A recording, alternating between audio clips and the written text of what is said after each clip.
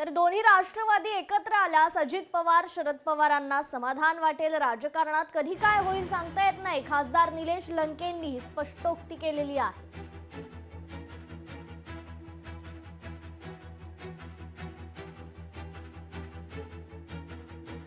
तुम्ही पाहिलं असेल राष्ट्रवादी पक्षामध्ये दोन गट जरी पडले तर परिवार म्हणून सुखात दुःखात हा परिवार एक संघ राहिलेला आहे।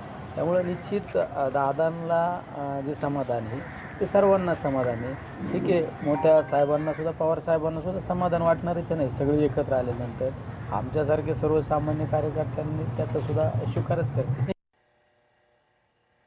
पैशांसाठी उमेदवारी मागे घेणाऱ्यांवर गुन्हा दाखल करा। महाविकास आघाडीच्या ठाण्याच्या श्रीनगर पोलीस ठाण्यात हा अर्ज आहे। माजी खासदार राजन विचारे, जिल्हाध्यक्ष केदार दिघे, मनसे नेते अविनाश जाधव यांच्या उपस्थितीत हा अर्ज देण्यात आलेला आहे।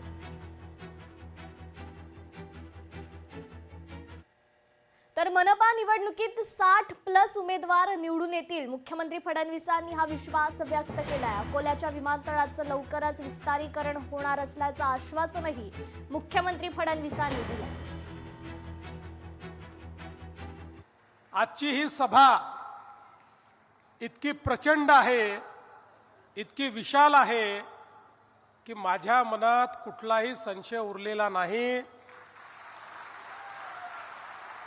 रणधीर भाऊंनी जे टार्गेट या ठिकाणी सांगितलं 60 पार, ते टार्गेट आपली महायुती निश्चितपणे पार करेल हा विश्वास या निमित्ताने मी व्यक्त करतो। या ठिकाणी चालना देण्याचं काम हे राज्य सरकारच्या माध्यमातून आपण करतो।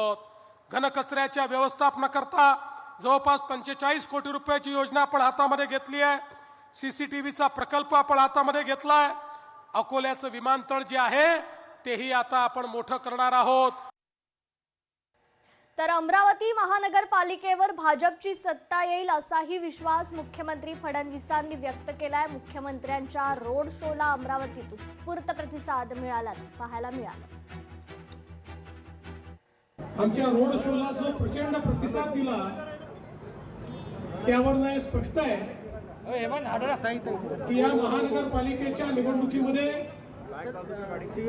अमरावतीमध्ये भारतीय जनता पक्षाला पूर्ण बहुमत या ठिकाणी मिळणार आहे। अमरावतीच्या जनतेला आश्वस्त करू इच्छितो, पुन्हा एकदा भारतीय जनता पार्टीवर तुम्ही या ठिकाणी विश्वास दाखवल्यानंतर अमरावतीला या महाराष्ट्रातले एक आधुनिक शहर म्हणून आम्ही तयार करून दाखवू हा विश्वास व्यक्त करतो।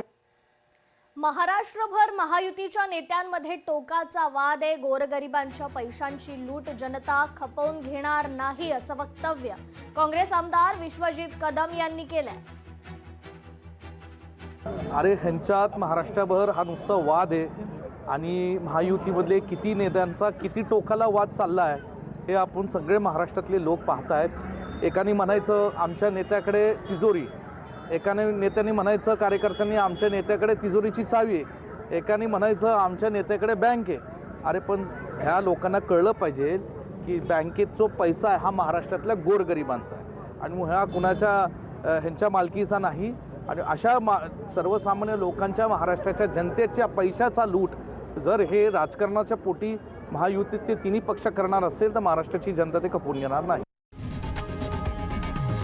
लोकशाही मराठी ऐका, पहा, जागरूक रहा।